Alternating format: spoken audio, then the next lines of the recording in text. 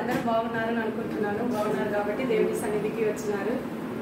నెల నెల ఇట్లా జరగడం మాకు కూడా చాలా సంతోషమే. మీరందరూ ఇక్కడికి రావడము కదా, ఒకరికొకరిని కలుసుకోవడము, వదినమా ద్వారా చక్కటి వర్తమానం వినడము.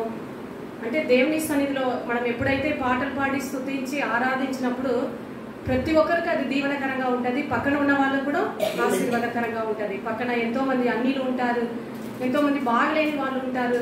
మనం ఇట్లా పాటలు పాడి స్తుతించినప్పుడు వాళ్ళు కూడా ఎంతో ఆశీర్వాదకరంగా ఉంటుంది. కాబట్టి ప్రతి నెల ఇలా జరగడం మాకు ఎంతో సంతోషం.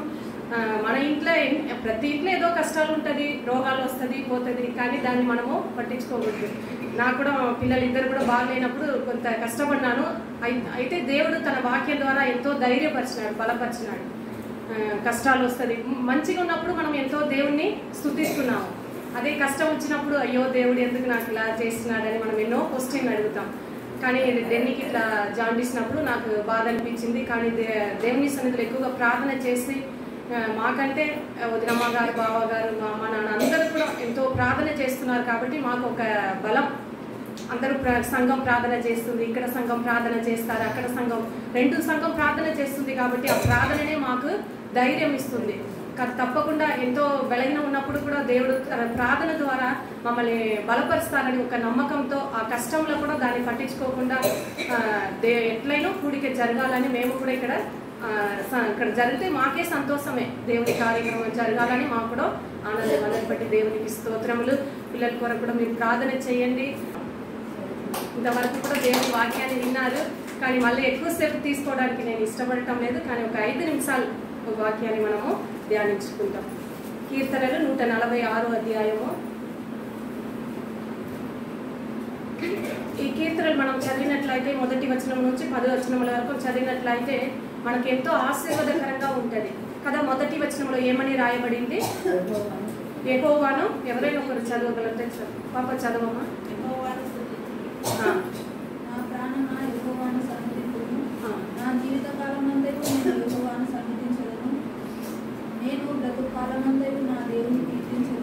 రెండు వచనంలో మనం చూస్తుంటున్నాం కదా, నా ప్రాణమా యెహోవాను సన్నుతించుము. ఇంకా నా బ్రతుకు దినములంతా కూడా దేవుని నేను స్తుతిస్తానని ఇక్కడ రాయబడినట్లాగా చూస్తున్నాం. అలా కీర్తన 103వ అధ్యాయంలో కూడా దావీదు భక్తులు చక్కగా చెప్తారు, నా ప్రాణమా యెహోవాను సన్నిధించుము. నిత్యము ఆయన కీర్తి, ఆయన చేసిన ఉపకరణలు దేనిని మనము మరువకూడదని అంటుంది. అదే లూకా స్వార్తలో 12వ అధ్యాయంలో మనం చూస్తుంటున్నాం. అక్కడ దేవుడు ఒక ఉపమానం చెప్తాడు. ఏమంటాడంటే, ఆయన అంటే అంత ధనం వచ్చినప్పుడు ఆయన ఏమంటాడు? తిన్ను తాగు సుఖించుము. బ్రతుకు దినములన్నిటి కూడా ఏముంది? చాలా దాచిపెట్టుకుంటాడు. అయితే అప్పుడు దేవుడు అంటాడు, ఈ రాత్రి నీ ప్రాణము నీలో నుంచి ప్రాణం తీయవేయబడితే అప్పుడు నువ్వు ఏమవుతావు, ఇదన్నీ ఏమైపోతుంది అని దేవుని అడుగుతాడు. కాబట్టి మనం మన ప్రాణము దేవుని స్తుతిస్తుందా, లేక తిన్ను తాగు సుఖించమని మనము లోకంలో జీవిస్తున్నామా? దేవుని బిడ్డలైన మనము దేవుని మనం ఎక్కువగా స్తుతించాలా, ఆయన సన్నిధిలో మనం దేవుణ్ణి ఆరాధించాలా. అందుకే ఇక్కడ చూస్తుంటున్నాము 2వ వచనంలో బ్రతుకు దినములన్నీ కూడా కదా మనం దేవుణ్ణి స్తుతించాలా. కొన్నిసార్లు కష్టం వచ్చినప్పుడు, బాధలు వచ్చినప్పుడు మనం ఏం చేస్తామో దేవుని స్తుతించకుండా బాధపడతాం. అయ్యో ఈ కష్టాలు ఎందుకు నాకు, ఈ బాధలు ఎందుకు నాకు కదా, నా ఇంట్లో ఇన్ని కష్టాలని మనం ఎన్నో దేవునికి విరోధమైన మాటలు మనం మాట్లాడతాం. అయితే మనం ఎప్పుడు కూడా దేవుని స్తుతించేవారుగానే ఉండాలి. దేవుని స్తుతించాలి. నా ప్రాణమా అని మన ప్రాణం మనతో ఏమంటుంది? తిన్ను తాగు సుఖించమని అంటుందా, లేక నా ప్రాణమా నేను స్తుతిస్తాను అంటుందా అని మనల్ని ఎప్పుడు మన వాక్యం ద్వారా మనల్ని పరిశీలన చేసుకోవాలి. నా బ్రతుకు దినములన్నీ కూడా కదా 2వ వచనంలో మనం చూస్తుంటున్నాం. ఎప్పుడు కూడా అంటే కొద్దిగా సేపు స్తుతించడము, మళ్ళీ దేవుని మర్చిపోవడము, మళ్ళీ లోకానుసారంగా జీవించడము, అలా జీవితాన్ని దేవుడు ఇష్టపడడు. ఎప్పుడు మనం దేవుని స్తుతించి ఆరాధించాలా. అందుకే కీర్తన 34వ వచనంలో కూడా దావీదు భక్తుడు ఏమంటాడు? నేను ఎల్లప్పుడూ యెహోవాను స్తుతించెదను అంటాడు. కాబట్టి మనం దేవుని స్తుతించాలా, ఆయన ఆరాధించాలా, ఆయన మనం కనపరచాలా. ఈ 10వ వచనంలో మనం చూస్తుంటున్నాము. 3, 4 వచనంలో చూసినట్లయితే ఎవరిని కూడా మనం నమ్మకూడదు. అంటే గొప్ప గొప్ప వారిని నమ్మకూడదు. చదవమ్మ ఒకసారి 3వ వచనంలో. రాజులని మనం నమ్మకూడదు కదా, ఎవరిని మనము నమ్మకూడదు, మనుషుల్ని మనం నమ్మకూడదు. కానీ దేవుని ఒకరిని మనము నమ్మి మనం ఈ లోకంలో బ్రతకాల. ఎవరు కూడా ఏమి చెయ్యరు. వాళ్ళ అంటే లోకంలో ఇంకా నెక్స్ట్ వచనంలో ఏముంది, వాళ్ళ ఊపిరి అయిపోయిన తర్వాత వాళ్ళు ఎవరు మనకు హెల్ప్ చేస్తారు? నేను ఉన్నానని చెప్తారు, కానీ ఎంతవరకు వాళ్ళు చేస్తారు? వాళ్ళు ఉన్నంత వరకు చేస్తారు. వాళ్ళు మాటలు చెప్పి మాట మార్చే వాళ్ళే ఉంటారు. కానీ మన దేవుడు మాట తప్పని దేవుడు. మాట ఏది మనకు వాగ్దానం ఇస్తే ఆ వాగ్దానాన్ని నెరవేర్చే దేవుడే మన దేవుడు. కాబట్టి మన ప్రతి ఇంట్లో ఏదో ఒక కష్టాలు వస్తుంది. ఇప్పుడు మీరందరూ పెద్దవాళ్ళు, మీ ఇంట్లో కోడలు కొడుకులు ఇంకా మనవరాలు మనవల అందరూ ఉంటారు. ఎక్కడో ఒక చిన్న చిన్న సమస్యలు వస్తుంది. దాన్ని మనం ఎట్లా తీసుకోవాలా? వాళ్ళని నమ్ముకొని ఉండకూడదు, దేవుని నమ్ముకోవాలా. అయ్యో వీళ్ళు చూడు, వీళ్ళని నమ్ముకొని నేనున్నా, నా సొంత కొడుకే నన్ను తిడుతున్నా, నా కోడలు ఇంటికి వచ్చింది నన్ను తిడుతుంది, ఈ మనవరాలు ఏది నా మాట వినటం లేదు అని వాళ్ళ మీద మనం ఆశ పెట్టుకోకూడదు. మనం అందరూ లోకంలో జీవిస్తున్నాం కాబట్టి ఎక్కడో ఒక రీతిగా ఏదో ఒక చిన్న చిన్న తప్పులు ఎవరో ఒకరు చేస్తూనే ఉంటారు. కాబట్టి మీరందరూ పెద్దవాళ్ళు దేవుని వాక్యాన్ని వింటున్నారు. సో మీరు ఏం చేయాలంటే ఎక్కువగా దేవుని సన్నిధిలో గడపాలా, దేవుని సన్నిధిలో ప్రార్థన చేయాలా. మనుషుల్ని నమ్ముకోకూడదు, సొంత వారిని కూడా మనము నమ్ముకోకూడదు. ఏకంగా దేవుని మీద మనం నమ్మకం ఉంచాలి. ఎప్పుడైతే మనం దేవుని మీద నమ్మకం ఉంచుతామో అప్పుడు వాళ్ళు కూడా ఏం చేస్తారు, మన లైఫ్ని చూస్తారు. వీళ్ళు ఎవరి మీద నమ్మకం ఉంటున్నారు? దేవునికి. మన ఇంట్లో ఉన్న వాళ్ళు మన లైఫ్ని చూసి వాళ్ళు నేర్చుకోవాలి. అందుకు ఏ నరుని కూడా మనం నమ్ముకోకుండా దేవుని మీద నమ్మకం ఉంచితే అప్పుడు మనం అనుకుంటాం దేవుడే నాకు సమస్తము చేస్తాడని. వీళ్ళ ఇంట్లో ఉన్న వాళ్ళని నమ్ముకుంటుంటే వాళ్ళు ఏదైతే మనం ఏది అనుకుంటే వాళ్ళు చేయలేరు. అప్పుడు వాళ్ళ మీద మనం ఏం చేస్తాం, కోపపడతాం. అక్కడ చిన్న చిన్న గొడవలు వస్తుంది. ఆ చిన్న చిన్న గొడవలు నెక్స్ట్ ఏమైపోతుంది, పెద్ద గొడవలు చేస్తుంది. కాబట్టి మనం దేవుని వైపు చూసి దేవుని నమ్ముకుంటే అప్పుడు సమస్తము సాధ్యం ఆయన వల్లనే అవుతుంది.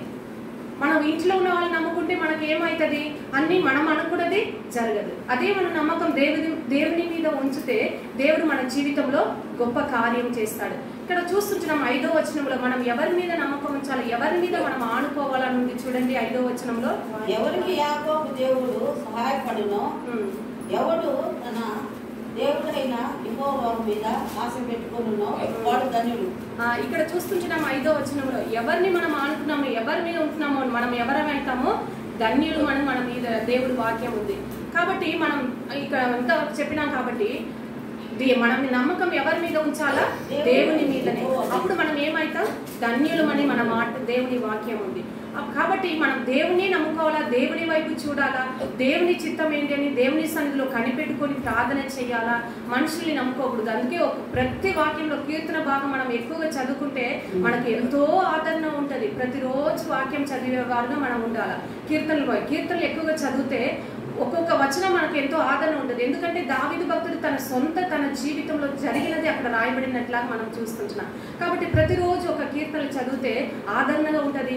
బైబిల్ చదివితేనే మనకు ఆదరణ. లోక ప్రకారమైన బుక్స్ చదవడానికంటే వాక్యం చదివితే మనకు ఎంతో ఆదరణ. దాంట్లో ప్రత్యేకంగా ఒక్కొక్క వచనం ఉంది, మనం దేవుడు వాక్యం ద్వారా మనకు ఎంతో మాట్లాడతారు. ఎందుకు కీర్తనలు చదివితే దావీదు తన జీవితంలో సొంతంగా జరిగిన వాటన్ని కూడా రాసించాడు. ఒక్కొక్క విషయంలో దేవుడు ఎలా తప్పించినాడు, ఎలా కాపాడినాడు, ఎలాగైనా దేవుని స్తుతిస్తున్నాడు అని ప్రతిదీ కూడా కీర్తనలు ఎక్కువగా దావీదు భక్తుడు రాసినట్లాగా మనం చూస్తుంటున్నాం. నేను కూడా ప్రతిరోజు ఒక్కొక్క కీర్తనలు చదువుతా. అది ఎంతో ఆశీర్వాదకరంగా ఉంటుంది అనమాట. దేవుని వాక్యం చదివితేనే మనకు ఆశీర్వాదకరం. ఎందుకంటే వాక్యం ద్వారా దేవుడు మనతో మాట్లాడతాడు. మనం వాక్యమే చదవకుండా దేవుడు నాకు అన్నీ చేయాలా, దేవుని సన్నిధికి రాకుండా దేవుడు నాకు అన్నీ చేయాలంటే దేవుడు ఏమి కూడా మనకు చెయ్యడు. మనం దేవుని సన్నిధికి రావాలా, దేవుని అడగాల. దేవుని సన్నిధికి వస్తేనే ఇంట్లో కూర్చుంటాము కదా. ప్రతి ఇంటి బయట ఒక్కొక్క అరుగులు ఉంటుంది. అరుగు మీద బయట కూర్చోవడము, ఆ ఇంటి వాళ్ళు ఈ ఇంటి వాళ్ళు అందరూ ఒకరికొకరు మాట్లాడుకోవడము, ఆ ఇంటి కోడల గురించి ఈ ఇంటి కోడల గురించి వాళ్ళకి చెప్పడము కదా. అదన్నీ కూడా వ్యర్థమైన మాటలు. కానీ విధవరాల్ని ఆదుకున్న దేవుడు ఉన్నాడు. ఎక్కడ ఉన్నాడు? మనలోనే ఉన్నాడు. ఎక్కడ మనకు దొరుకుతుంది? దేవుని సన్నిధికి వచ్చినప్పుడు, దేవుని సన్నిధిలో వచ్చి ప్రార్థన చేసినప్పుడు, దేవుని సన్నిధిలో ఆనందించినప్పుడు మనకు ఏమొస్తుంది? ఆదరణ వస్తుంది. అక్కడిక్కడ మాట్లాడుకోవడం ద్వారా బాధలనే పడతాం మనం. నేను ఇక్కడ చెప్పింది అక్కడికి పోయి చెప్పడం, వాళ్ళు చెప్పడం, వీళ్ళు చెప్పడం, ఒకరికొకరు చెప్పుకొని అక్కడ ఏం జరిగిపోతుంది? గొడవలు జరుగుతుంది. సో అదన్నీ కూడా మనం చేసుకోకూడదు. మనం కావాల్సినది ఏంటి అంటే దేవుని సన్నిధిలో కూర్చొని వాక్యం వినినప్పుడు దేవుడు మనకు ఆదరణ ఇస్తాడనమాట. బైబిల్ గ్రంథంలో ఎంతో దేవుడు విధవరాల గురించి చక్కని అక్కడక్కడ మాట్లాడబడినట్లాగా మనం చూస్తుంటున్నాం.